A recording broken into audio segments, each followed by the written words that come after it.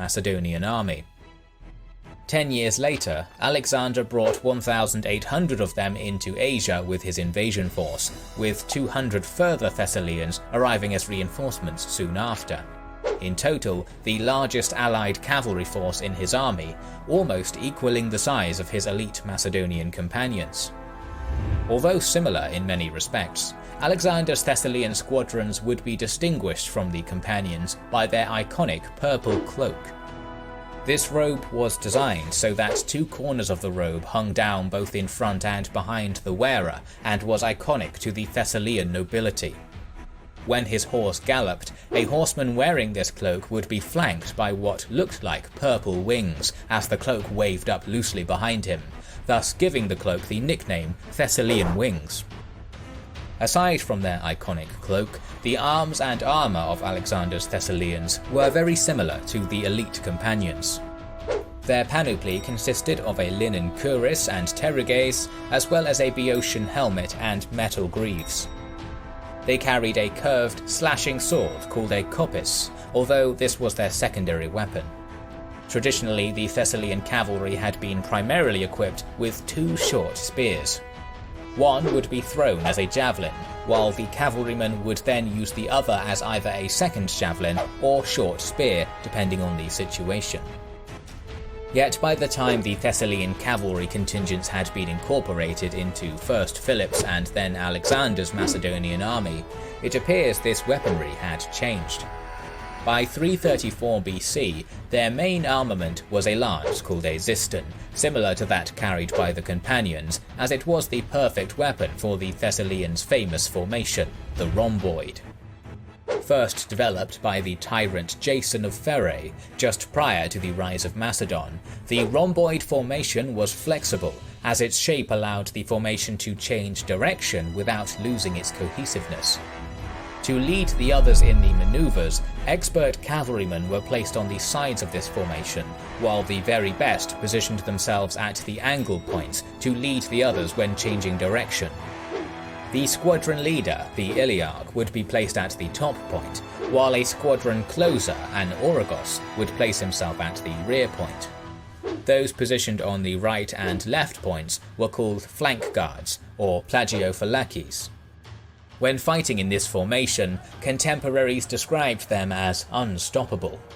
Its flexibility especially was useful for when the Thessalians were tasked with holding ground against an enemy cavalry attack, something Alexander was sure to appreciate and take advantage of. Alexander structured his Thessalian cavalry very similarly to his companions. They were formed into elei squadrons of 200 men, each based on the various districts of Thessaly. Each squadron was commanded by an Iliarch. Like the royal squadron of the companions, one of the Thessalian squadrons, the Pharsalian squadron, was more powerful than the rest.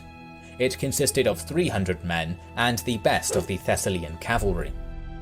At the Battle of Gaugamela, for instance, the Pharsalian squadron acted as Parmenion's personal bodyguard on the left wing. Such was their quality.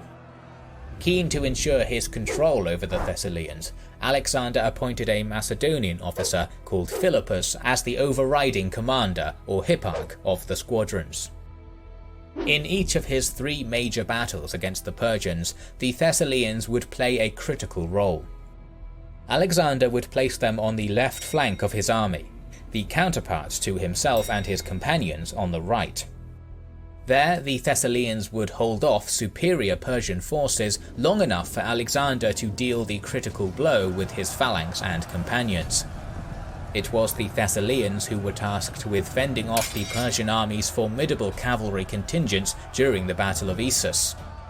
Thanks to both their quality and their use of the rhomboid formation, the outnumbered Thessalians held off the Persian cavalry long enough for Alexander to rout the rest of the force, thus saving the day.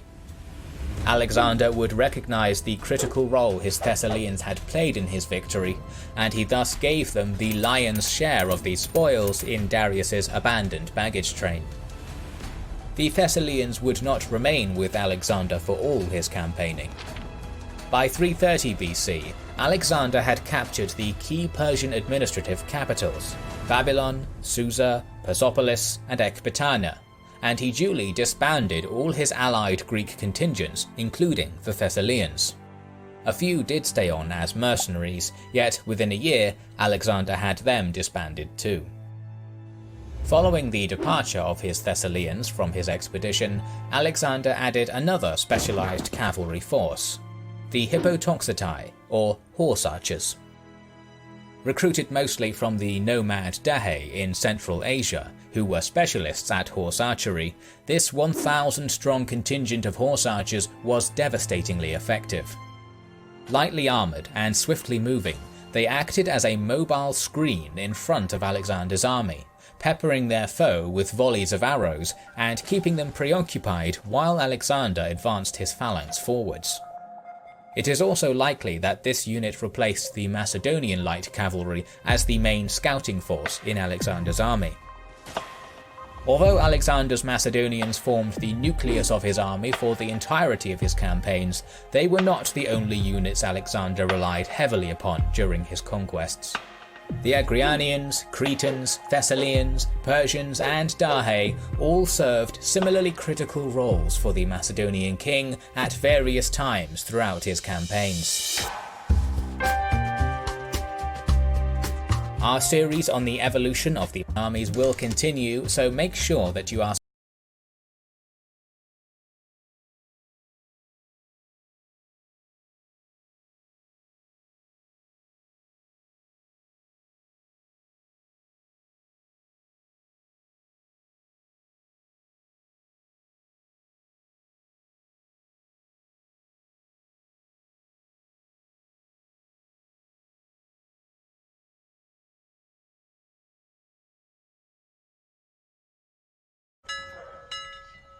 Here on the channel, we've talked about countries that never existed, unknown countries, and countries that used to exist.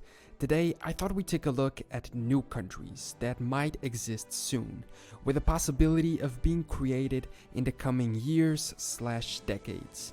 Now, to be clear, I'm not supporting the independence of these regions specifically, so don't get mad at me in the comments. I'm just listing out the regions in which there are strong independence movements, or regional governments who seek independence. So let's get started. First, Catalonia, with its capital of Barcelona and being located in the northeast of Spain. Catalonia has been wanting independence for a while.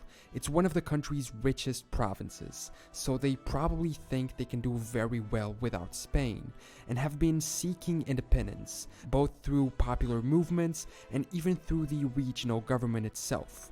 There was a referendum in 2014, but it was deemed illegal and not valid. Of the people who voted, 80% wanted independence. In 2017, they tried again, and pretty much the same thing happened with the referendum being invalid.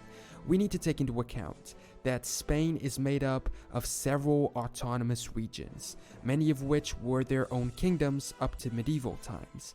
Catalonia used to be part of the Kingdom of Aragon, so their desire for independence might come from that historical separation.